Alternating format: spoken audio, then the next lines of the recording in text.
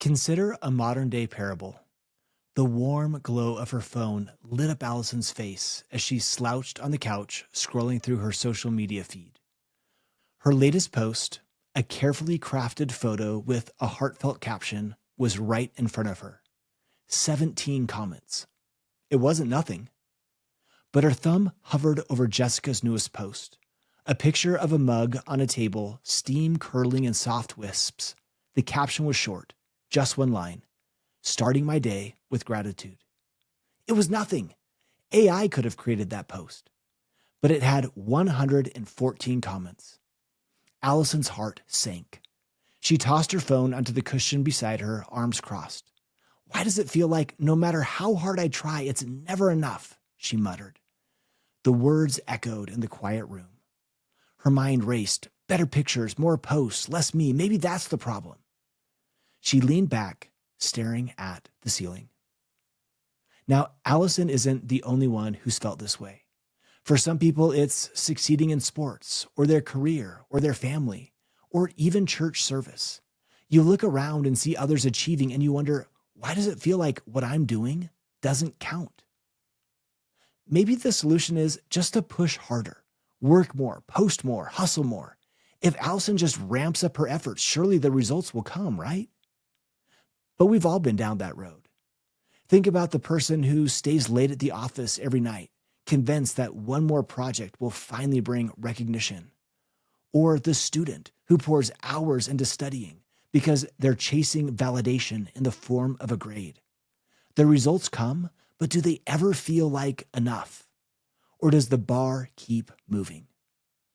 Maybe the answer is to get rid of the bar entirely. Stop comparing, stop caring.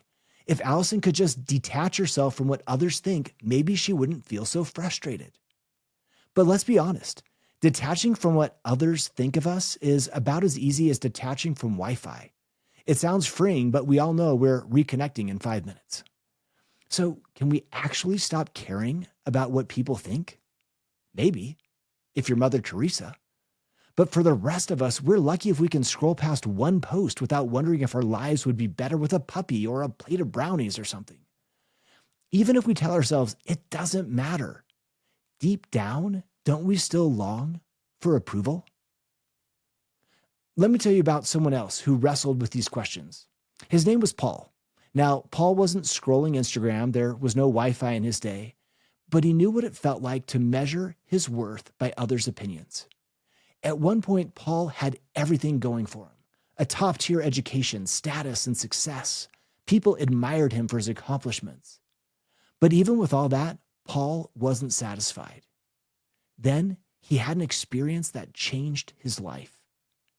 Years after this experience, Paul wrote a letter and asked a striking question. Am I now seeking human approval or God's approval? If I were still pleasing people, I would not be a servant of Christ. If LinkedIn had existed back then, Paul's profile would have been legendary. Pharisee of Pharisees, trained by Gamaliel, endorsed for zeal by 500 plus connections. But Paul gave it all up: the titles, the respect, for the applause. And for him, the trade wasn't a loss. It was freedom. How was that possible? On another occasion, Paul wrote to the Colossians and said, set your minds on the things that are above, not the things that are on earth. For you have died, and your life is hidden with Christ in God. Christ is your life. I'm sure it wasn't easy, but Paul found freedom in letting go. He had learned a secret. We do long for approval, but Christ's approval is enough. When your life is with Christ, applause from the masses starts to lose its grip. So let's go back to our parable. That evening, Allison met up with her friend Rachel, who always seemed to know what to say.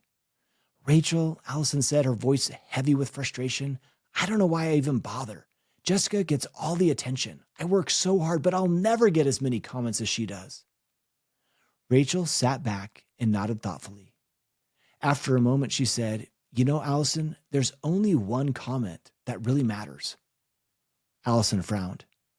What's that supposed to mean? Rachel smiled and leaned forward. The last comment. The last comment? Allison squinted.